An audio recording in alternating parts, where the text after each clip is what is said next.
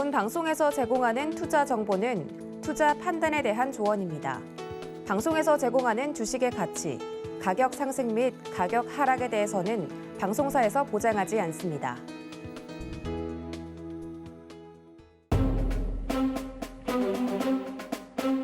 안녕하세요. 서경의 부장들 회의에 오신 여러분 환영합니다. 오늘도 저희 부장님들의 야근은 계속됩니다. 오늘은 또 어떤 주제를 가지고 열띤 회의를 할지 많은 분들 궁금해하실 텐데요. 보시면서 궁금하신 분들 혹은 회의에 참석하고 싶은 우리 사원분들은 문자, 전화 그리고 유튜브 노란톡까지 활짝 열어두고 기다릴 테니까 저희 회의에 적극적으로 참여해 주시면 감사하겠습니다.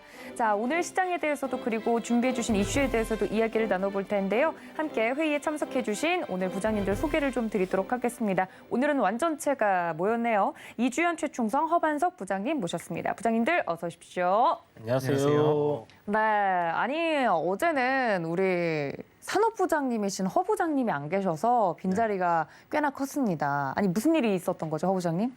제가 배탈이 살짝 나가지고 네, 방송 중에 뛰쳐나갈 수가 없으니까 네. 네, 잠시 맛있는 거를 또 혼자 그러니까요. 하려고 왔습니다. 아니 저희 빼고 맛있는 걸 드셔서 배탈이 나신 걸지 뭐 맛있는 거 있으면 미리 얘기 좀 해주세요, 앞으로는. 알겠습니다. 예, 알겠습니다. 오늘도 또 새로 돌아오신 우리 허 부장님과 함께 이야기를 해볼 텐데 다행히 발제하시는 날 돌아오셨어요. 그래서 오늘 회의는 무난하게 흘러갈 것으로 예상이 됩니다. 혹시 제가 하다가 뛰쳐나가면 무슨 소리 하시는 거예요? 그런가 보다. 아니요. 그냥 앉아 계세요, 부장님. 네, 그럼 방송 사고 날까요? 예, 해보시죠.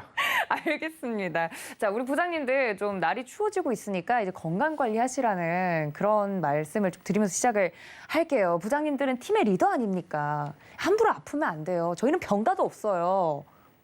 저희는 있어요. 네, 다들 눈으로 지금 욕을 하고 계셔. 방송부장님도 혹시나 배탈이 저는 나시면 병가 없습니다. 네, 알겠습니다. 예, 저는 병가 없습니다. 네, 우리 부장님들과 함께 살고 함께 죽도록 하겠습니다. 자, 회의는 계속된다는 점 알려드리면서 부장님들과 함께 하고 싶다 하시는 분들은 노란톡으로 들어오시면 되겠습니다. 문자샵 0082번으로 부장님들 적어서 보내주시면 되겠고요. 자, 오늘 시장 이야기를 부장님들과 이야기를 나눠보도록 하겠습니다. 어제 그런 이야기가 있었어요. 2,900선을 지지를 해줘야 된다.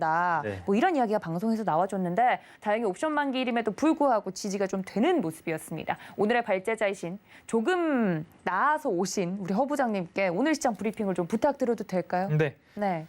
늘 뭐 이렇게 컴퓨터 차트에 저장이 돼 있는 추세선과 그리고 지지선 하나 2,900선과 그리고 코스닥은 전저점이 950포인트였죠. 그리고 코스닥 기준으로는 990포인트를 그래도 지켜주는 모습들이 나오고 있고요. 코스피 중심으로는 2,900선 그리고 코스닥 중심으로는 990포인트 이 두 가지 지지가 그래도 이루어져야 된다라는 말씀을 좀 드리면서 추세 저점에서 11월 초 사실 10월 말부터 이런 말씀 드렸습니다. 박스권 장세에서 추세 저점에서는 용기를 낼 만한 종목들 꼭 분별해 놓으시고 추세 고점에서는 주의가 필요한 종목들이 있을 수 있으니 앞으로 내가 장기적으로 가져갈 만한 옥석 가리기를 꼭 해놓으셔서 포트폴리오의 압축과 내실화가 필요하다라는 말씀을 좀 드렸는데요. 지금처럼 연저점에 다가와 있는 즈음에 그런 말씀들을 하실 때가 있습니다.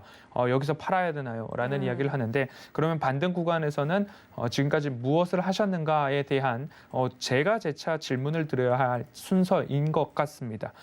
최근 증시는 스치기만 해도 간다 하는 NFT 열풍이 좀 불고 있습니다. 그래서 일각에서는 거의 죽어가는 주식 또는 반등의 기미가 없는 주식들에게 심장 충격기, 심장 제세동기라는 이야기까지가 흘러나오고 있는데요.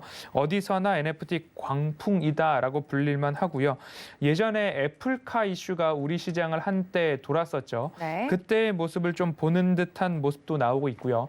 NFT로 오늘 NC소프트가 좋은 흐름들이 나왔고 이제서 실물, 우리가 일상생활에서 소비하는 물건에도 NFT 이야기가 나오고 있는데요. 코오롱 스포츠에서 아웃도어 상품에 일종의 품질 보증서 개념으로 NFT를 도입을 하겠다라는 이야기가 나오고 있습니다. 한국토지신탁에서도 NFT 이야기가 나오고 있는 것처럼 우리 일상생활에 가장 밀접한 블록체인 기술이 아닌가라는 생각이 들고요. 조건 없이 그리고 어떻게 대응을 해야 하는가 조건이 아니라 조정 없이 주가는 존재하지 않는다라는 이야기를 좀 준비해 왔는데요. 네. NFT 강풍이 불기는 불고 있습니다. 게임주도 그렇고요. 엔터도 그렇고요. 어디서나 NFT 이야기를 요즘 매일매일 들을 수 있는데요.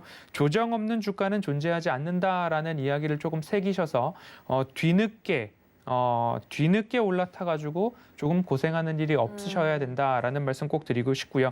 그리고 테마부장님, 정보부장님께서 빠르게 움직이는 종목들에 대해서는 달인의 경지에 올라와 계시는 분들이기 때문에 이러한 매매를 즐겨 하시는 분들은 꼭 우리 테마부장님 그리고 정보부장님을 찾아보시자라는 말씀까지도 곁다리로 좀 말씀을 드리고 싶고요. 네. 주도주나 테마성 수급, 쏠림 심화, 주도주 부재 현상 속에서 테마주 쪽으로의 수급 쏠림이 좀 나오고 있습니다. 오늘 네. 같은 경우에는 2차 전지 소재 쪽으로 다시 한번 좀 수급이 쏠렸고요. 게임주 있었습니다. 하락 종목 수가 상승 종목 수 대비 2배가 넘는 상황이었기 때문에 체감상 많이 어려우셨을 거다라는 생각이 들기도 하고요. 네. 업비트의 거래 대금이 코스피 거래 대금을 넘겼습니다. 아하. 우리 시장이 그만큼 수급 공백도 이 부분에서 또 발생할 수 있지 않을까라는 생각도 드는 그런 모습이었습니다. 시장은 연저점 수준에 있습니다. 그래서 여기서 내가 용기를 낼 것인가 아니면 여기서 내가 어떠한 대처를 할 것인가에 대한 부분들은 이미 시장 리뷰를 통해서 누누이 11월 초부터 강조를 드려왔기 때문에 추가적으로 말씀을 드리기보다는 용기를 내실 분들은 용기를 내셔야 된다라는 말씀을 좀 드리면서 오늘 시장은 이 정도로 좀 간략해 보도록 하겠습니다. 네, 시장에 대해서 우리 허 부장님께서 브리핑을 간단하게 해주셨습니다. 2,900선을 지지해 준 것은 다행이나 수급 쏠림 현상이 굉장히 심하고 테마성 움직임들이 포착이 되고 있는데 이럴 때 주의와 용기를 각각 구분하는 것이 중요하겠다라고 산업 부장님의 오랜만에 깔끔한 브리핑 좀 들어봤습니다. NFT 이야기가 나와서 말인데요. 저희 회의 시간에서도 이야기를 굉장히 많이 했었죠. 확장성이 크고 지금은 엔터랑 게임주들이 대표적으로 수혜를 입고 있는 다음에는 어디로 좀 튈 수 있을지 그 다음 먹거리를 찾기 위해서 노력하고 있잖아요. 많은 부분들이 NFT 이야기는 우리 테마 부장님이신 이 부장님이 이제 이야기를 자세하게 해주셨던 걸로 기억을 하는데 네. 지금 말씀해주신 것처럼 NFT 할 수 있을 것 같다라는 이야기만 나와도 지금 다 가고 있어요. 검토 중이다. 네, 네. 이런 얘기만 나와도 가요 지금. 그렇죠. 네. 예전에 그 암호화폐 거래소 사업을 검토 중이다 하면 상한가가 막 갔던 그 시절이 생각이 나는데 뭐 지금 뭐 11월 달 제가 이제 핫하게 먹거리를 줄 수 있는 그런 테마가 될 거다라고 이제 이야기를 드렸던 것처럼 네. 지금은 뭐 중순으로 좀 달려가고 있는 상황에서 뭐 워낙 강하게 이제 올라가고 있고 지금 이제 NFT에다가 메타버스까지 엮어가지고 네. 이렇게 움직이고 있는 상황에서 그 동안에 이제 이런 얘기들이 있더라고요. 보니까 한국 컨텐츠가 이제 OTT 환경이 조성이 되고 유튜브 환경이 만들어지면서 이제 세계에서 좀 먹히기 시작한다라는 네. 부분에서 그러면 우리나라에서 잘하는 거 게임, 모바일 게임 이런 거 만드는 거 우리나라 잘하는데 과연 이제 우리나라 게임들이 글로벌에서 글로벌적으로 이렇게 네. 먹힐 것인가? 그러니까 하나의 K 컨텐츠로서의 그런 가치가 좀 부각이 될 수 있지 않겠나 하는 그런 기대감도 게임주들이 상승하는데 좀 일조를 하고 있는 것 같아요. 어허. 그래서 뭐 위메이드가 일단 스타트 끊고 네. 게임빌이 사실 뭐 NFT 관련돼서 이야기 나오고 있지만 자회사로 이제 코인원이라는 그 네, 이야기를 또 한번 거래소를 했었죠. 가지고 네. 있습니다. 그래서 네. 이제 거기에서의 나오는 실적도 이제 좋아지고 있고 이런 부분들이 있다 보니까 전반적으로 이제 게임 관련주들이 전체적으로 막 다 오르는 상황이고요. 네. 뭐 지금쯤이면 이 회사도 NFT나 메타버스 쪽으로 진출한다 발표하지 않을까. 약간 뭐 그런 기대감들이 좀 있는 것 같다라고 봐야 될 것 같습니다. 다음 주자 누굴까 이런 식으로요. 네. 오늘 뭐 NC소프트도 상한가 갔잖아요. 네, 그 얘기도 깜짝 놀랐어요. 그러니까 NFT 이야기가 나와가지고 그 무겁던 종목이. 실적도 사실 좋아질 거다라는 기대감이 있는 상황에서 네. 신작이 지금 뭐 앱스토어 매출 1위 하고 있는 상황에서 NFT까지 이제 한 달이 딱 걸치신 것 같은데 돈 되는 건 해야죠. 주주들 입장에서는 뭐 굉장히 박수 치면서 이제 그 사장님께 예, 뭐 예. 해야 되는 그런 상황이 아닐까 이렇게 생각이 듭니다. 뭐 계속 가주기를 바라면 좋을 것 같은데. 아니, 왜냐면 가는 말이 더 간다고 이야기를 해주셨었기 때문에. 근데 시총이 너무 커요. NC소프트는. 아니 저는 상한가 갔다 그래서 네. 그 소식 듣고 깜짝 놀랐어요. 저도 정말 뭐라고? 약간 장중에. 네. NC가 상한가를 갔어? 이러면서 네, 이제 이게 NFT 그랬는데. 좀 저력을 볼 수 있는 부분이 아니었나. 네. 기대감만으로 간 거 아닙니까?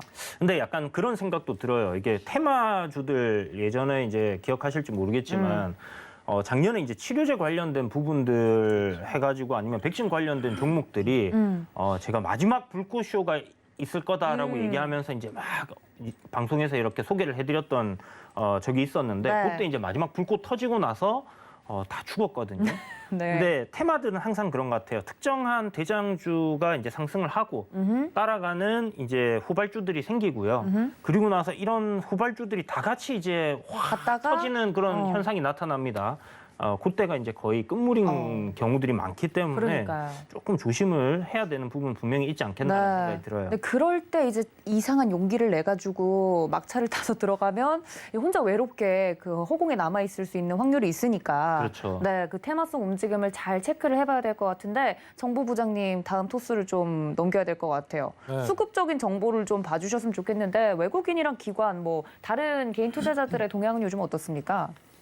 네, 수급은 뭐 여전히 좀 불안합니다. 물론 오늘 옵션 만기일인데 뭐 수급이 뭐 생각보단 괜찮았습니다. 거래량이 뭐 많지는 않았었는데 계속적으로 뭐 매수를 많이 하지도 않고 매도를 많이 하지도 않고 오전 중에는 계속 그랬기 때문에 조금 포지션을 바꿀 수 있었기 때문에 조심스럽게 대응하셔야 되는 그런 시장이었는데 뭐 생각보다는 양호했던 것 생각보다 같아요. 양호했다. 근데 이제 뭐 거래량 자체로 본다면 그렇게 많진 않다라고 좀 보이고 있고 최근에 이제 실적과 관련돼서 상승이 계속적으로 나오면서 뭐 대외 변수는 계속적으로 나오는데 실적이 계속적으로 커버하면서 상승이 나오던 그런 장이 불과 며칠 전인데 네. 저는 조금 굉장히 좀 불안했어요. 어쨌든 대외 변수를 과연 실적만으로 좀 덮을 수 있을까? 그 외적인 좀 호재가 좀 동반되어야 추세적으로 좀 돌림이 나올 수 있을 것이다라고 말씀을 드렸었는데 어쨌든 이제 실적 관련된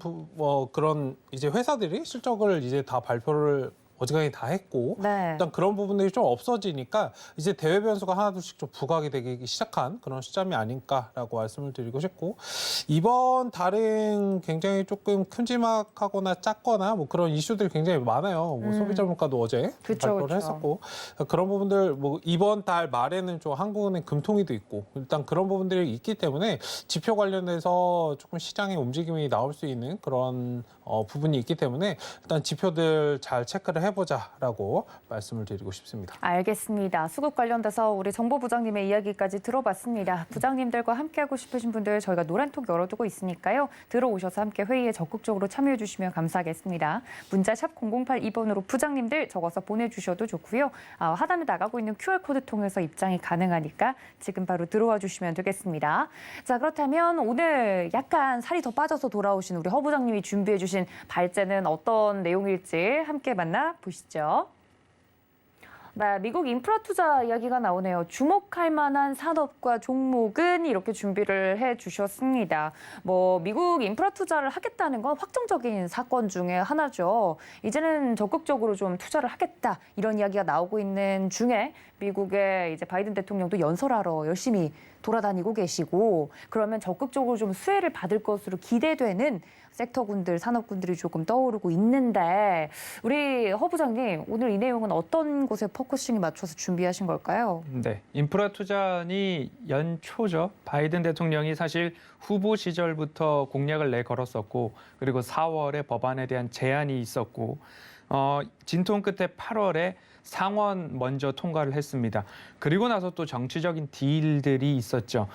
바이든 대통령이 2차 세계대전 이후에 1차 지지율이 가장 낮은 대통령이라는 오명을 쓰면서까지 이 인프라 법안이 통과가 되지 않고 있었던 하원이었는데 결국 11월 지난주 주말 우리 시간으로 통과가 된 모습입니다. 그러면 왜 인프라 법안에 대한 부분들을 그래도 한번 짚고 넘어가야 되느냐에 대해서 좀 말씀을 드리도록 하겠습니다. 미국에는 이제 공공 인프라에 대한 부분들이 굉장히 노후화가 돼 있다라고 합니다. 가정에서도 110V 전기를 쓰고 있고 그리고 2007년 미네소타주, 13년 워싱턴주에서는 고속도로 다리가 붕괴되는 사건도 일어났었죠. 그래서 원인을 살펴보니까 부실 공사라기보다는 너무 오래 썼기 때문에 노후화 때문이다라고 결론이 났던 그런 모습들이 있습니다. 그래서 전기도 그렇고요. 그리고 도로, 그리고 주택 모든 부분에 있어서 노후화가 있다. 그리고 우리나라는 세계 최강국이라고 이야기를 하고 있는 인터넷 인프라에 대해서도 미국은 아직까지 부족하다라는 이야기들이 좀 나오고 있기 때문에 이러한 노후화된 인프라를 다시금 재건하겠다라는 이야기들은 여전히 트럼프 시절에도 그렇고 지금도 여전히 민주공화 양당 모두 다 할 것 없이 전통 인프라에 대해서는 모두 다 긍정의 의견들을 갖고 있었습니다. 하지만 왜 너무 늦게 이 법안이 통과가 되었느냐?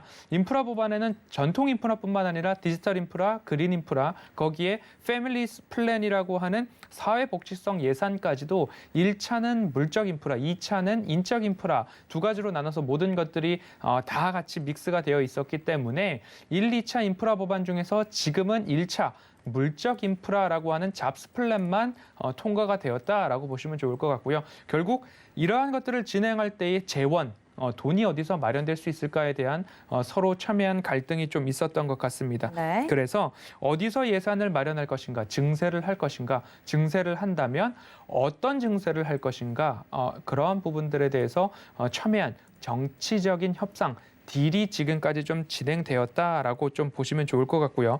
그러면 인프라 법안의 규모는 어느 정도 되는가? 1조 2천억 달러 정도 됩니다. 우리 돈으로 따지고 본다면 1,400조 원이고요. 최초의 1, 2차 물적 인프라, 인적 인프라 모두 다 합치면 4조 달러 정도 됩니다.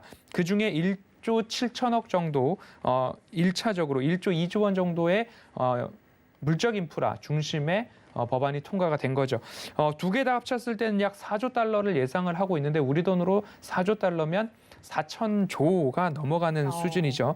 이런 말들이 있죠. 천조국이다라는 이야기에 어울릴 만한 그러한 금액인 것 같습니다. 어마어마한 금액을 당장에 한 번에 투여할 수도 없고 그만한 재원을 당장에 마련할 수도 없는데 상징적으로 4,000조라고 하면 감이 안 오는 모습이죠. 8년간 이 부분들을 이제 인프라 투자에 사용할 예정이다라고 좀 보시면 좋을 텐데요. 네. 그렇다면 8년간 지속될 부분일 수도 있다라고 생각을 바꿔서 해볼 수도 있을 것 같고요. 그렇게 본다면 이러한 수혜를 받을 수 있는 기업 같은 경우에는 상승 초입에서 보거나 장기적인 관점에서 바라볼 필요가 있겠다라는 말씀으로 좀 정리를 해보고 싶고요. 전통 인프라는 도로, 건설, 이런 인프라로 보시면 좋을 것 같고요. 디지털 인프라는 역시 전자, 전기 부분이니까 반도체, 통신, 인터넷 인프라로 보시면 좋을 것 같고요. 그리고 그린 인프라로 좀 해본다면 초록 색깔이죠. 청정 에너지 관련해가지고 에너지, 탄소, 그리고 전기차, 전기 충전기까지도 조금 보시면 좋을 것 같다라고 정리를 해볼 수 있을 것 같습니다. 네, 미국 인프라 법안 통과 관련돼서 깔끔하게 좀 브리핑을 해주셨습니다. 실제로 미 증시에는 당연히 영향을 미칠 것이고 국내 증시에도 어떤 종목들이나 섹터들이 적극적인 수혜를 받을 것인가 기사들이 쏟아지고 있는데 바이든 대통령이 그렇게 이야기를 했다고 하죠. 관련돼서 인프라 법안이 인플레이션을 잡는 키가 될 것이다라고 하면서 미국의 많은 사람들에게 이제 안심이 된다 이런 식으로 이야기를 했다고 하는데 실제로 미 증시에 미칠 영향이 궁금하긴 해요. 왜냐하면 우리 증시는 미 증시의 영향을 굉장히 많이 받잖아요. 미국 증시에는 적극적으로 어떤 영향이 좀 있을까요? 부장님들한테 좀 여쭙고 싶네요. 아니 여기 해외파 왜 갑자기 말이 없어지시죠 두 분? 해외파요. 네, 네 미국에 대해서 말씀하시죠. 이건 뭐 이렇게 넘기지 마시고요. 적극적으로 미국- 이야기해 주세요. 본토에 계셨던 아. 분이니까 먼저. 예. 뭐 미국 주식, 미국 증시는 좋았잖아요. 예. 근데 뭐 안 따라가고 있으니까 굳이 뭐 미국 좋다고 해서 우리가 뭐 딱히 그렇게 좋아질 거다라는 생각은 안 들지는 들고 네. 않고 객관적으로. 이제 뭐 호 부장님께서 말씀하신 대로 특정 종목들 중에서 이제 수혜를 입을 수 있는 것들이 분명히 있을 거거든요. 네. 8년에서 10년간 장기적인 플랜이니까 거기에 따라서 좀 공략을 해야 되는 부분이지 않겠나라고 생각이 들고 장기적으로. 미국에서는 사실 지금 좀 전에 얘기하셨던 이제 그린 쪽으로는 이제 그 충전소가 이제 전체 시장 점유율 한 70%를 차지하고 있는 데가 차지 포인트예요. 네. 주가 어마어마하게 올랐습니다 이미. 이미 그러니까 이제 올랐다. 4월달에 이 바이든이 정책을 얘기를 했고 네. 공약이었기 때문에 모두가 알고 있었던 사실이잖아요. 그래서 당선이 됨과 동시에 이미 다. 관련주들이 이제 상승세를 타기 시작을 했고 한 차례 이제 시세가 나왔기 때문에 기대감이 일단 지금은 그런 관련주들에 다 반영이 돼 있었다가 우리나라 같은 경우도 좀 마찬가지인 것 같아요. 그린 뉴딜 문재인 대통령 얘기하시고 그렇죠. 네. 또 바이든 대통령이 대통령 얘기하고. 얘기하고 하면서 이제 막 많이 올랐고 조정 이후에 이제 실질적으로 누가 이걸로 돈을 벌고 영업이익이 이제 증가하느냐 이게 좀 관건일 것 같아요. 그래서 옥석 가리기가 이제는 좀 진행이 돼야 되는 네. 부분으로 접근을 해야 되겠다 이런 생각을 가지고 있습니다. 그래서 미증시 올라가면 사실 좋죠. 미국 네, 돈 많이 네. 벌면 좋죠. 우리는 이제 수출하는 국가니까 그렇죠. 소비 국가들이 잘 살게 되면 같이 덩달아 좀 좋아지지 않겠나 낙수 효과를 좀 볼 수 있다 생각은 하지만 네. 증시는 지금 상황에서 딱히 그렇게 크게 영향은 없을 것 크게 같다. 따라갈 것 같지는 않습니다. 역시 미국 본토 출신 이야기를 잘 들어봤습니다. 네, 왜 이런 얘기를 하냐면 최근 미 증시가 오른다고 해서 무조건 우리 증시가 간 게 아니었기 때문에 우리나라 증시 영향이 사실 투자자분들은 제일 궁금할 것 같긴 해요. 우리 허 부장님은 산업적으로 어떻게 해석하고 계신가요? 그러니까 증시가 어렵고 디커플링인데 미국의 상승 기에는 우리나라는 디커플링이고 네. 미국 증시가 조정을 받을 때는 같이 커플링이다라는 조정 이야기가 최근에 굉장히 많이 나와서 네. 그런 부분들에 대해서 좀 말씀을 드려볼 필요가 있을 것 같습니다. 미국과 중국이 결국 전 세계 G2로서 패권 경쟁을 진행을 하고 있는 모습이죠. 네. 그러면 이곳에서 이제 형들이 싸우면 그리고 고래 싸움에 새우등 터진다라는 이야기처럼 네. 우리나라뿐만 아니라 신흥국 증시들 특히 그중에서 우리나라 증시가 좀 어려운데 조금 더 말씀을 드려보면 중국과 미국의 공급망 패권 전쟁 속에서 우리나라 또한 피해국 중에 하나다라는 생각이 들고 있고요. 결국 이제 이 패권망 경쟁이 어디서부터 시작됐는가를 좀 말씀을 드려보면요. 호주가 미국 중심의 안보 체계에 가입을 합니다. 그리고 지난해 8월 그랬고요. 올해 8월에도 또 다른 오커스라고 하는 안보 협력 체계에 같이 편입이 됩니다. 그러니까 중국에서 어떤 이야기를 하냐면 그럼 우리 호주산 석탄 수입을 하지 않겠다라는 이야기를 합니다. 중국에서 전력난이 있음에도 불구하고 그렇게 조치를 했고 중국에서도 발빠르게 뭔가 대책을 세워가겠죠.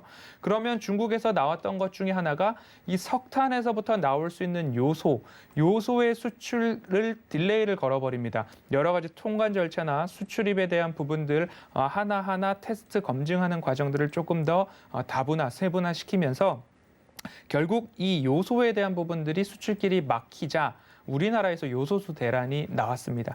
그리고 마그네슘 관련된 부분들도 이야기가 나오고 있고 결국 겨울철에 갔을 때에 제설제로 쓰이는 부분 염화칼슘도 우리 걱정해야 되는 건 아니냐라는 이야기들이 시장에 종종 나오고 있습니다. 그렇듯이 미국은 반도체라는 무기를 가지고서 중국을 압박을 하고 그리고 아시아 태평양 지역의 군사적, 지정학적 이야기들로 중국을 또 압박을 하고 그러다 보니까 중국은 우리가 가지고 있는 아주 아날로그적인 부분들이 될 수는 있지만 원자재에 대한 부분으로서 반격 카드를 꺼내 들었습니다. 이러한 것들이 이제 경제뿐만 아니라 지정학적 정세 모든 것들에 얽혀서 올 때까지 오지 않았나라는 생각이 듭니다. 그중에 이제 하나의 물꼬가 터질 수 있는 부분들 중에 하나가 이제 15일경 미국과 중국의 정상이 화상으로나마 정상회담을 한다고 합니다. 그 이야기가 있고 그리고 보도가 되기 직전에 어떤 이야기가 있었냐면 유엔 기후변화협약 당사국 총회죠. COP26이라는 곳에서 미국과 중국이 모처럼 한 뜻을 이야기를 했습니다. 우리 전 세계적으로 기후변화와 이러한 탄소 중립 그리고 지구를 지키자는 의미로서의 협력은 방향이 하나로 일치되지는 않지만 그래도 같이 협력할 의미, 협력에 대한 의지는 있어야 된다라는 이야기들이 좀 나오고 있었던 것처럼 뭔가 하나 해결의 실마리가 조금 나오고 있지는 않을까라는 기대감들이 하나씩 짚혀지고 있습니다. 미국은 인프라 투자를 통해서 목표하고 있는 것은 경제 재건입니다. 결국 대규모 예산을 투입을 해서 일자리를 창출을 하고 경제가 활발히 돌아가게 하고 있는 일종의 뉴딜과 같은 이야기로 빗대어 표현을 또 해볼 수 있을 것 같습니다. 그럼 중국은 끝까지 버틸 수 있느냐? 중국도 굉장히 어렵죠. 중국도 스태그플레이션 위기에 조금 처해지고 있는 그런 모습입니다. 10월 PPI 생산자 물가지수가 13.5% 전년 대비 올랐습니다. 예상치가 12.3%포인트였는데 이보다 더 오르는 바람에 인플레이션에 대한 우려가 있는데 인플레이션 그리고 스태그플레이션 말씀을 드렸죠. 물가는 굉장히 오르는데 경제 성장률은 거의 0%에 가까워야 된다라는 말씀을 드렸습니다. 중국이 0%는 아니지만 GDP 성장률이 2%대로 굉장히 악화될 수 있다라는 4분기 전망이 나오고 있습니다. 인플레이션은 예상치보다 높아지고 GDP는 예상치보다 낮아지고 있는 그런 중국의 처지도 원자재, 인플레이션과 밀접하게 연관이 돼 있다라는 말씀을 좀 드리고 싶습니다. 그래서 원자재와 관련된 이야기가 네. 미국의 문제만 아니고 우리나라의 문제만 아니고 중국의 문제가 아니고 글로벌 전체적으로 어려움이 있는데 이 해결의 실마리는 누가 풀어주어야 하느냐? 결국 G2 패권 경쟁을 하고 있는 이 두 나라가 한 발자국씩 조금 물러나야 해결의 실마리가 보이지 않을까라는 모습입니다. 그래서 미중 화상 정상회담이 뭔가 다이내믹한 반전을 만들어낸다라는 그러한 의미의 기대감보다는 네. 이러한 얽혀있는 실타래를 풀 수 있는 실마리를 제공해 줄 수는 있지 않을까라는 그러한 정도의 기대감으로 바라보셔도 좋을 것 같습니다. 네, 다음 주에 말씀해 주신 것처럼 미중 간의 화상통화 일정이 잡혀 있기 때문에 뭐 극적으로 갑자기 싸우던 두 나라가 얼싸안는 것까지는 바라지 않지만 정상적인 궤도로 올라오는 것만으로도 화해의 무드 제스처만으로도 시장이 조금 회복할 수 있는 가능성은 있지 않을까 그런 기대감을 투자자분들이 갖고 있는 것 같습니다. 호주 이야기가 나와서 그런 정치적인 맥락을 이야기를 해주셨는데 호주 출신 있으시잖아요. 네, 출신이라고 하면 오해하실 수 있겠네요. 잠깐 다녀왔습니다. 예, 잠깐 다녀오신 우리 최충성 정보부장님의 의견도 궁금한데 네. 여러 가지 정보들이 쏟아져 나오고 있습니다. 여기서 저희가 어떤 걸 옥석가리기를 좀 해야 되는지 인프라 법안 관련돼서 인프라 법안 관련해서는 종목 옥석거리가 굉장히 좀 중요할 것 같고요. 네. 저게 진행된다고 해서 모든 산업군들의 물론 낙수 효과는 어느 정도 작용을 하겠지만 그게 다 스며들진 않을 것이다라고 말씀드리고 싶고 미국은 사실 그냥 이게 선을 좀 명확하게 좀 그으셨으면 좋겠는데 그냥 쉽게 말씀을 드리면 미국은 미국이고 우리나라는 우리나라다. 다만 우리나라가 가지고 있는 고유의 기술력으로 인정받은 그런 것들, 그 미국에서는 좀 그런 것들을 좀 진행하는 데 있어서 좀 우리 쪽에 요청을 하거나 그럴 수 있기 때문에 뭐 수주를 받거나 그런 부분을 좀 지켜보셔야 될 것 같고 조금은 뭐 인프라 법안이 통과됐으니까 지금 당장 뭐 주가가 막 급상승을 하겠지. 지금 뭐 NFT가 올라가듯이 그렇게 올라가진 않을 것이다라고 좀 지켜보시면 좋을 것 같고 어쨌든 기대감은 반영 중인데 사실 그런 것 같아요. 이런 뭐 법안이나 정책과 관련된 뭐 어제도 뭐 다루긴 했지만 정책과 관련된 부분 사람들이 좀 자극이 되는데 좀 시간이 걸려요. 굉장히 좀 자극이 지금 당장은 좀 미비한 측면이 있다. 주가가 상승하기 시작하면 그때서야 이제 반응을 좀 많이 네. 보이는 게 사실 정책 관련주이기 때문에 어쨌든 그런 부분들을 좀 보시면 좋을 것 같고 뭐 더 나아가서 이제 물가나 지금 뭐 부채가 굉장히 과도하죠. 뭐 우리나라도 마찬가지인데 미국은 뭐 난리가 아닙니다. 어쨌든 지금 디폴트 위기다 뭐 이런 얘기가 계속적으로 나오고 있는 네. 상황에서 이렇게 많은 금액을 좀 통과시켰다는 것 자체가 저는 이제 경제 관점에서 굉장히 좀 우려스럽습니다. 네, 어쨌든 그런 부분에서는 긍정적으로만은 좀 볼 수 없지 않을까. 돈을 풀어서 사실 부양시킨다. 시장을 부양시키는 건 뭐 초등학생들도 할 수 있는.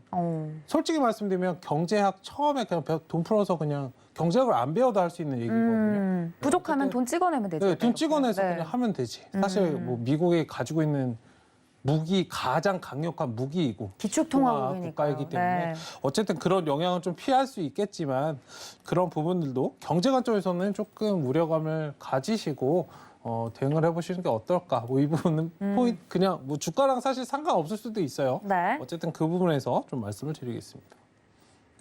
네, 확실히 이야기를 좀 들어보니까 저희가 인프라 법안 통과와 관련돼서 옥석 가리기가 종목 간에 굉장히 중요하다 이야기가 좀 중점적으로 나오고 있네요, 허 부장님. 관련돼서 아까 두 개의 축으로 크게 나눠서 이야기를 해주셨잖아요. 전통적인 인프라 쪽이 있을 거고 디지털 인프라 쪽이 있을 거다. 물적과 인적으로 나눠줄 텐데 전통 인프라 쪽부터 보도록 하죠. 직접적으로 말씀해 주셨던 것처럼 굉장히 낙후된 시설들을 네. 빠르게 좀 교체를 하는 작업을 그 일자리 늘리려면 이런 쪽에 투자를 하는 게 가장 좀 빠른 부양책 중에 하나라면서요. 전통 인프라 쪽은 직접적인 수혜를 받을 것 같은데. 노동력이 필요한 부분이기도 예, 하고요. 예. 그리고 대규모로 건설이 진행이 되기 때문에 뭐 도로, 철도, 건설, 건축 그리고 집을 짓거나 빌딩을 짓는 부분에 있어서도 대규모 건설 현장에 속하기 때문에 일단 일자리 창출에 대한 부분들이 있죠.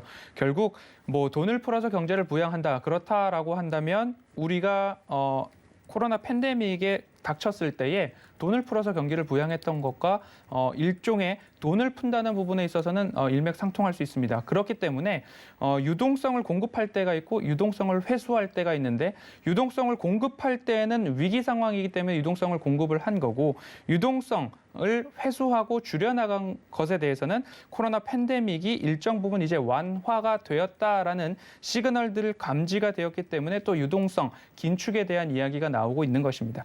그리고 나서 이제 미국의 전체적인 목표는 경제 재건이죠.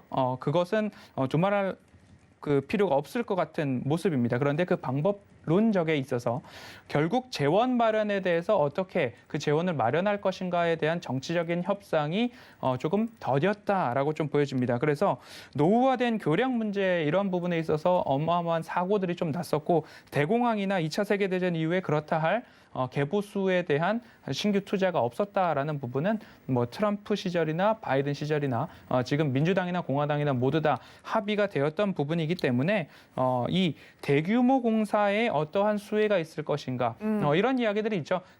건설, 도로, 철도 모두 다 하나가 공통적으로 들어가는데 철이 들어간다라는 이야기 때문에 네. 미국에서도 그렇고 우리나라 시장에서도 그렇고 이런 철강 산업에 대한 기대감들이 이미 앞서 말씀해 주신 대로 많이 올랐던 그런 부분들이 있습니다. 그러면 아직까지 오르지 않은 부분에 있어서 좀 찾아볼 필요가 있는데 미국의 캐터필러라고 하는 건설 장비를 제조하는 회사가 있습니다. 네. 우리나라로 빗대어 본다면 두산 밥캣이 될 텐데 네. 두산 밥캣에 대해서도 아침에 작전 리포트 시간을 통해서 화요일 말씀을 좀 드렸는데 왜 두산 밥캣에 대한 부분들을 좀 보아야 하느냐를 포인트로 말씀을 드려본다면 매출 비중이 북미에서 72%를 넘는 매출이 나오고 있습니다. 유럽, 중동, 아프리카 쪽에서 20% 가까이 그리고 아시아, 라틴 아메리카, 오세아니아에서 10% 미만 정도가 나오는데 매출액 기준으로 보았을 때는 미국에서 70%의 매출액이 발생되고 있습니다. 그러면 앞으로 인프라 투자뿐만 아니라 바이든 대통령이 주택 공급에 대한 정책들도 이어가고 있는데요. 약 200만 호 정도의 증축에 대한 발표가 있었습니다. 인프라 투자 이외에 그렇다라고 한다면 모든 건설 현장을 보면 큼지막하게 다이너마이트를 터뜨리면서 안반을 터뜨리고 기반을 다지는 그런 공사도 있지만 분명 주택과 관련해서는 소규모 장비들도 투입이 될 수밖에 없다라는 쪽으로 봤을 때는 두산 밥캣을 전통 인프라 쪽에서는 좀 살펴볼 필요도 있겠다라는 말씀으로 전통 인프라는 큼직큼직한 도로, 건설, 건축 이쪽으로 보셔도 좋겠다라고 말씀드리겠습니다. 네, 관련돼서 우리 허 부장님이 자세하게 이야기해 주셨는데 말씀해 주신 종목 중에 두산 밥캣 오늘 말고 이제 어제 포함해서 이틀 연속 강세를 좀 보였잖아요. 네. 계속 이쪽 봐도 되는지 관련돼서 투자하시는 분들은 기대감이 커졌을 것 같거든요. 뭐 국내에서 움직인 종목들에 대해서는 다른 두 부장님의 생각 어떠신가요?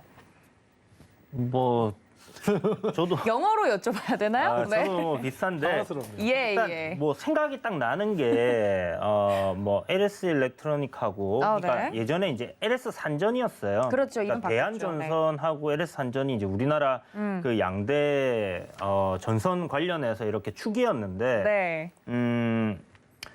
뭐 대한전선이 많이 힘들어졌습니다. 그러면서 이제 시장 점유율 거의 뭐 LS 산전이 다 가져가는 그런 상황으로 이제 만들어졌다라고 봐야 되는 부분이고 네. 말씀하신 것처럼 이제 뭐 공사를 하는 데 있어서 도로를 깔고 하는데 뭐 다양한 부분들이 필요를 하겠죠. 거기에 이제 전선은 당연히 들어갈 수밖에 없는 부분이니까 LS 일렉트로닉하고 그다음에 두산 바켓 분명히 수혜를 좀 입을 수 있다라고 생각이 들어요. 실질적으로 지금 실적 대비해서 좀 저평가되어 있는 종목이고요. 요게 지금 보니까 컨센서스 한 6천억 정도로 이렇게 잡히는 부분들이 있던데 그 정도 실적이라고 하면 사실 지금 시가총액 대비해서는 앞으로 갈 길이 굉장히 많이 남았다. 그래서 업사이드 최소한 80에서 100% 정도를 봐도 되지 않겠나라고 생각을 하고 있고요. 만약 진짜 적정 주가를 찾아간다라고 하면 네. 그렇게 좀 볼 수 있을 텐데 이게 뭐 급등이 나와서 바로바로 가는 그런 흐름은 아닐 것 같고 오르락 내리락 하면서 천천히 우상향 흐름을 만들어 갈 것 같다는 생각이 들어요.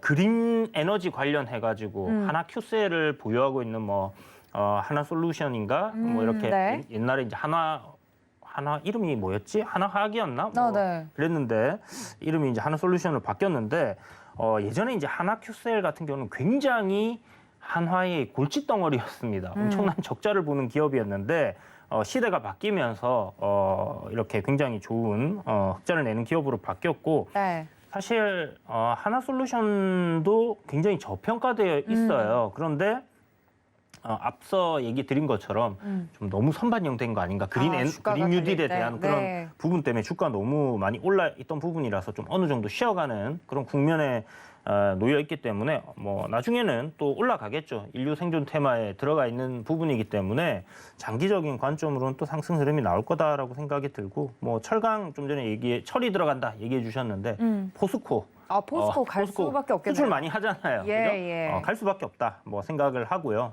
역시나 많이 올랐습니다. 그래서 조정도 많이 받아 네. 있는 상황이지만 네. 하나솔루션이나 포스코 같은 경우는 추세적으로 지금 되돌림이 만들어지는 그런 흐름이 보여지는 건 아니거든요. 그래서 아직은 내리막길을 걷고 있기 때문에 관심 종목에 넣어두시고 장기적인 관점에서 추세 전환이 나온다든지 그런 흐름이 보일 때 천천히 좀 접근을 하셔도 충분하니까 그런 부분들을 좀 참고하시고 보시면 괜찮을 것 같아요. 네, 전통 인프라 수혜 관련돼서 종목을 몇 개 이야기를 해주셨고 우리 부장님께서 최 부장님도 이야기를 좀 들어볼게요. 어떻게 보세요? 전통 인프라. 네, 일단은 전통 인프라 관련해서는 지금은 좀 아까 미국과 우리나라를 좀 나누자라고 네. 말씀을 드렸었는데 일단은 지금은 조금 뭐랄까요 애매한 그걸 좀 말씀드리고 싶은데 내년 우리나라도 이제 대선을 앞두고 있죠. 그렇죠. 정책과 관련돼서 사실 거의 맞물려가는 그런 상황입니다. 그렇기 때문에 좀 비슷한 맥락으로 보시면 좋을 것 같고 사실 큰 틀을 벗어나지 않으셨으면 좋겠어요. 그냥 기본적으로 딱 인프라 관련돼서 투자를 하시겠다 하시는 분들은 그거를 보시면 되고 저는 그냥 기본적인 맥락에서 지켜볼 때 우리나라도 정책과 관련돼서 봐야 되는 그런 부분 그리고 미국에서 인프라 관련돼서 다시 겹쳐서 이제 본다면 굉장히 좀 중요하지 않을까.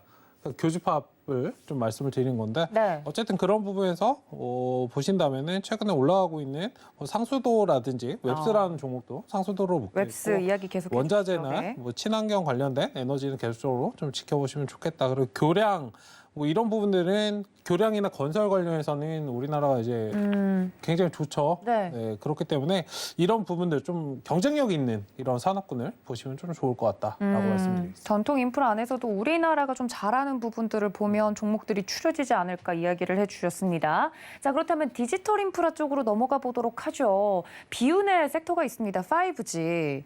예, 이 이야기를 하면 이제 갖고 계신 분들이 5G 하고 우신다고 이야기를 하는데 AMW 주주분들도 그렇고. 예, 맞습니다. 그 디지털 인프라 쪽으로 오면 이야기가 확 매기가 쏠리면 이런 종목들 갈 수 있지 않을까 싶은데 디지털 관련돼서는 디지털 어떻게 보세요? 인프라는 초고속 인터넷, 네. 5G, 6G, 그리고 반도체, 클라우드 서버 모두 다 총망라할 수 있을 것 같습니다. 2020년 글로벌 주요 통신사 캐펙스 투자를 보면 코로나 영향에 전반적으로 위축이 되어 있었고 관련돼서도 매출과 영업이익, 수출 모두 다 부진했습니다. 21년도 국내를 제외한 대부분 지역에서 그래도 20년도 대비해서는 양호한 달성률을 위해서 속도를 내고 있다. 우리나라 통신 3사는 최근 과기부 국정감사에서도 나왔듯이 50% 미만의 달성률을 좀 보이고 있고요. 해외, 미국이나 인도, 일본 등지에서는 그래도 50에서 60%의 캐펙스 투자 달성률을 좀 보이고 있는 모습입니다. 그렇게 된다면 22년도에는 조금 더 이 투자 확대에 대한 방향성과 긍정적인 시각을 좀 볼 수 있지 않을까 하는 이야기가 시장에서 계속적으로 회자되고 있습니다. 왜 이 5G 이야기가 계속 나오느냐? 네. 수요가 있으니까 나오는 것 같습니다. 5G에 대한 투자자들에 대한 수요를 좀 말씀을 드리고 싶습니다. 내가 이 종목에 몰려 있는데 어떻게 하면 좋을까요? 라는 이야기가 지속적으로 시장의 관심을 끌다 보니까 마찬가지로 리포트나 애널리스트들도 일종의 유튜버들도 뭔가 영상을 올렸을 때 조회수가 많이 나오는 주제, 소재들을 선정하듯이 5G는 그만큼 고통받고 있는 주주분들이 좀 많은 것 같다라는 네. 생각에서 물려 최근에 뭔가 많죠. 자료가 확대 재생산되는 것도 그 부분이 좀 될 수 있을 것 같습니다. 그런데 필수 기간 산업이라고 좀 말씀을 드리고 싶습니다. 자율주행을 해야 하는데 그리고 통신, 예를 들어서 로봇, 항공, 그리고 자율주행, 스마트 팩토리 이러한 것들을 운영을 해야 되는데 프라이빗 5G망이 구축되어 있는 곳은 오케이. 하지만 자율주행은 모든 통신망들을 이용하면서 기지국을 거쳐가면서 서로 쌍방향 통신이 되어야지만 또는 차량과 차량 사이에 통신이 있어야지만 사고 및 교통에 대한 자율주행 모두 다 시연이 가능하기 때문에 이러한 통신망은 일종의 기간 산업으로 좀 보시면 되지 않을까라는 생각이 들고요. 네. 이 5G 캐펙스에 대해서 좀 말씀을 드리면 SK텔레콤이 21년도 올해 투자 규모를 총 2조 2천억 원 정도로 잡았는데 그중에서 한 절반 정도 썼을까 하는 생각이 들고요. 버라이즌 같은 경우에는 221년도 캐펙스 투자 규모가 약 20조 5천억 원 정도입니다. 그러면 SK텔레콤과 버라이즌 양사만 비교를 해봐도 뭐 과장해서 10배 정도 난다라고 좀 볼 수 있을 것 같은데요. 이제 인프라 투자 법안이 통과가 되었고 여기에서 맞물려서 뭐 버라이즌이나 AT&T나 T모바일 그리고 미국뿐만 아니라 다른 타 지역에서도 우리나라보다 조금 더 활발히 5G 기지국 건설에 대한 이야기들이 좀 나오고 있기 때문에 이 부분들도 좀 보시면 좋을 것 같다라는 말씀을 드리면서 우리 통신이 지지난주에 안 됐었잖아요. 네. 그랬을 때 피해가 얼만큼 컸죠. 어려웠는가를 생각해 보았을 때에는 미국에서 전력, 인프라, 그리고 통신, 인프라 이런 이야기가 나올 때 기간 산업으로서 이제 통신은 참 중요한 위치에 올라섰구나라고 이해를 해보셔도 좋을 것 같습니다. 네, 통신 장비주에 대해서 저희 회의 시간에 또 다룬 적이 있었기 때문에 허 부장님이 또 거기에 대해서 자세하게 이야기를 해주신 것 같고 5G 그리고 사물 인터넷, 빅데이터, 뭐 클라우드, 보안 이런 쪽은 우리나라도 우리나라지만 미국도 충분히 수요나 니즈가 있을 거란 말이죠. 그런 걸 원하는 것 같고요. 그래서 이제 그게 깔리기 시작하면 우리나라 땅덩어리의 수십 배이기 때문에 훨씬 수혜를 받을 수 있는 기업들이 많을 것이다. 뭐 이런 기대감을 가지고 있는 것 같은데 이 디지털 인프라 관련돼서는 두 분의 의견은 어떠세요? 어디를 좀 봐야 될까요, 저희가? 먼저 하시죠. 네. 알겠습니다. 네, 서로 미루는 건 안 됩니다. 네. 일단은 디지털 인프라 관련돼서는 뭐 통신은 사실 뭐 4차 산업이나 뭐 디지털 관련해서는 거의 꽃이죠. 없으면 그렇죠. 안 되는 부분이기 때문에 어쨌든 뭐 그 부분도 좋지만 일단 조금 산업군의 변화 측면에서 보시면 어떨까. 아까 자율주행도 말씀해 주셨지만 뭐 사물 인터넷이라든지 빅데이터, 뭐 클라우드 관련해서도 좀 지켜보시면 좋지 않을까라고 뭐 보안도 마찬가지고요. 그런 쪽으로 좀 말씀을 드리도록 하겠습니다. 네, 우리 이 부장님은 저는 이제 어떻게 보면 미국 주식이 될 수도 있을 것 같은데 미국 주식이에요. 네, 네. 스타링크라고 있어요. 이제 앨런 머스크가 소형 위성을 갖다가 이제 뭐 주먹만하다고 들었는데 그렇게 작아요. 네. 네, 그런 위성을 갖다가 이제 지구를 감싸는 그래서 전 세계 어디서든지 인터넷을 사용을 할 수 있고 속도가 뭐 느릴 거다라고 생각하는데 굉장히 빠릅니다. 생각보다. 그래서 우리가 지금 쓰고 있는 뭐 100메가 이상의 속도가 이제 나온다고 하니까 물론 뭐 써봐야 알겠지만 그렇죠. 그거는 네. 이게 이제 지금 베타 테스트를 마쳤어요. 10월 달에. 그래서 스타링크? 미국, 영국, 캐나다, 뭐 북미 지역 일단 뭐 다 했고 유럽 지역도 이제 그 마친 상황이기 때문에 10월 말부터 이제 정식 서비스를 미국에서 이제 진행을 한다라고 했고 요게 이제 사용자 제한은 좀 되어 있습니다. 아직 뭐 위성이 다 깔린 게 아니기 때문에 그래서 위성 계속 발사하고 있기 때문에 그런 부분들이 해결이 된다고 하면 사실 뭐 새로운 또 형태의 그런 뭐 통신 관련된 부분이 되지 않겠나라는 생각이 들고요. 네. 그리고 이제 이거를 또 상장을 한다고 해요. 아. 네, 그래서 상장되게 되면 좀 영향이 중장기적으로 있을까요? 관심을 갖고 좀 볼 수 있지 않겠나라는 생각이 들고 뭐 지구 어디서든지 이제 인터넷을 쓸 수 있는 그런 네. 시대가 이제 도래를 한다라고 보면 될 것 같고 좀 전에 이제 얘기하셨던 그런 거 생각해 보면 뭐 자율주행이라든지 아니면 사물 인터넷이라든지 전 세계 어디에 있던 인터넷으로 연결이 될 수 있는 그런 상황이 이제 만들어지는 거기 때문에 어떻게 보면 뭐 하나의 통신 분야에서 또 게임 체인저가 될 수 있는 그런 부분이다라고 생각이 듭니다. 뭐 우리나라에서도 서비스를 한다고 하는데 사실 10기가짜리 인터넷도 나와 있잖아요. 쓰는 사람들이 그렇게 많지는 않지만 그런 상황에서 과연 뭐 어느 정도 또 경쟁력이 있을지 하는 부분도 생각을 해봐야 될 것 같고 그래서 뭐 저는 일단 디지털 인프라 관련된 부분 이게 수혜주다라고 생각은 하긴 좀 어렵지만 딱히 5G 같은 경우도 지난번에 말씀드렸지만 돈이 일단 들어오는 거를 좀 확인을 해야 될 것 같아요. 실제적으로 좀 네, 투자가 실질적으로 되나? 그러니까 네. 옥석가리가 필요해요. 그러니까 돈 잘 버는 기업 있어요. 서진 시스템 같은 경우는 영업이 주가도 굉장히 잘 잘 갔죠. 나오고 있고 네. 실적도 괜찮고 하는데 뭐 그런 것들이라면 괜찮지 않겠나 생각 드는데 일단 옥석가리 좀 필요할 것 같고 그건 좀 네. 이제 시작이 되는 거니까 조금 지켜봐야 되는 부분이다라는 생각이 들고요. 그래서 뭐 일단 스타링크 정도 상장하게 되면 뭐 미국 주식 또 투자하시는 분들 그러니까요. 한번 공략을 해보셔도 괜찮지 않겠나. 생각이 역시 듭니다. 미국 유학파. 네. 그거는 좀 알겠습니다. 상관이 없이. 네, 저희 회의를 참석하시면 이렇게 미국 주식 이야기까지 좀 들어갈 수 있다는 게 포인트인 것 같네요. 네. 그리고 아까 미국과 중국 이야기가 나와서 인류 생존 테마를 주창하신 우리 이 부장님이 또 이야기를 해주시니까 에너지 인프라 이야기도 안 할 수가 없을 것 같습니다. 미국과 중국이 유일하게 서로 이야기가 맞아 그거는 네 말이 맞다. 서로 이제 협력을 하기로 한 게 이렇게 살다가는 죽는다 싶어서 친환경이나 에너지 쪽에 좀 합의를 한 부분들은 이야기가 계속 되고 있잖아요. 양국 G2가 둘 다 합의를 한 부분이면 더 탄력이 크지 않을까 싶은데 에너지 관련돼서는 저희 어디 봐야 될까요? 뭐 항상 보던 거 봐야 되겠죠. 뭐 중국에서 원전 150기 짓는다 하고 네. 미국에서는 소형 원전을 늘린다 하고 뭐 풍력, 태양광, 태양광. 뭐 이 정도밖에 없지 않나 싶습니다. 그래서 뭐 그쪽은 일단 주가가 너무 많이 올랐으니까 그러니까요. 쉬어가는 구간에 이제 놓여 있는데 뭐 언젠가 또 한번 올려주는 그런 흐름들이 나와주겠죠. 그거를 좀 기다려 보셔야 되겠다라는 생각이 들어요. 좀 기다려보자. 우리 허 부장님은 거기에 미국에서 대해서, 이제 네. 에너지 인프라라고 한다면 이제 그린 인프라라고 해서 전기차 충전소 관련된 부분들도 좀 보셔야 전기차, 된다라고 네. 말씀을 드릴 수 있고 탄소 중립도 그럴 수 있을 것 같고요. 그런데 이제 전력망 현대화에 대한 이야기들이 또 나오고 있습니다. 앞서서 뭐 LS 일렉트릭도 말씀을 해주셨고 전선 뭐 이런 얘기도 좀 주셨습니다.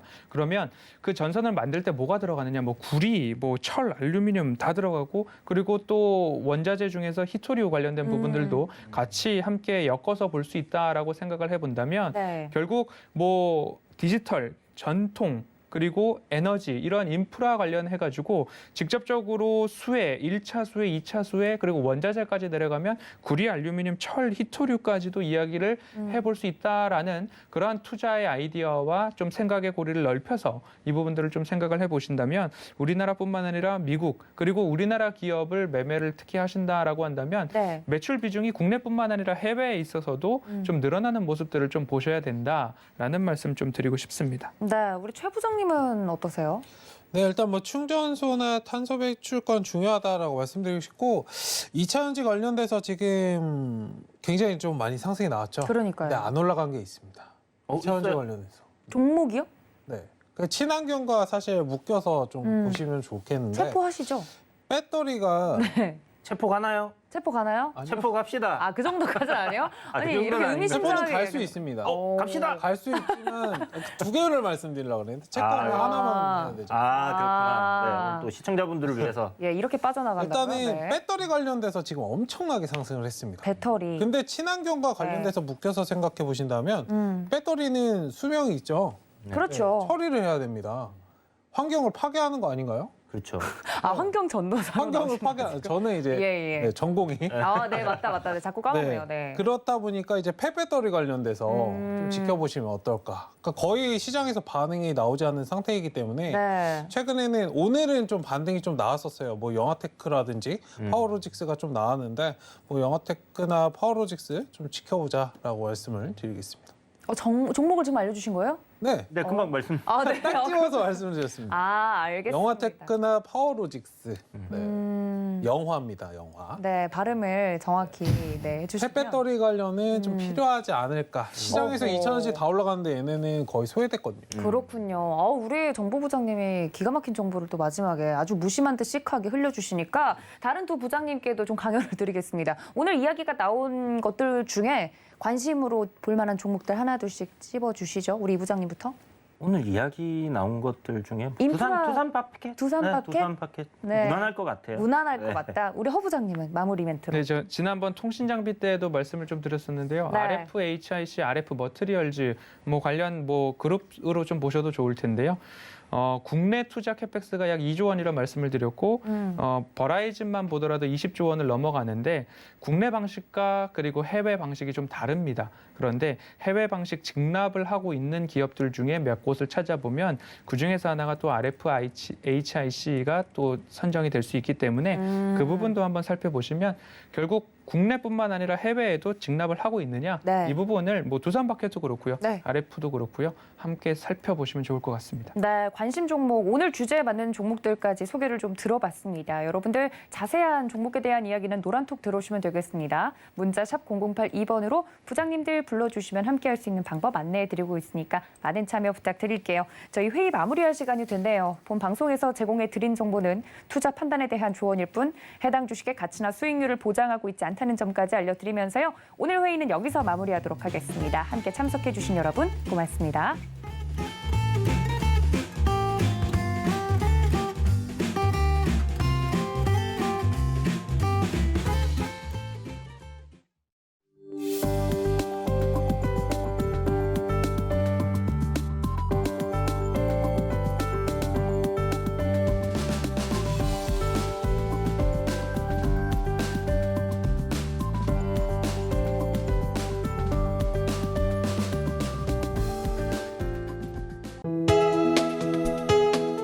본 방송에서 제공하는 투자 정보는 투자 판단에 대한 조언입니다.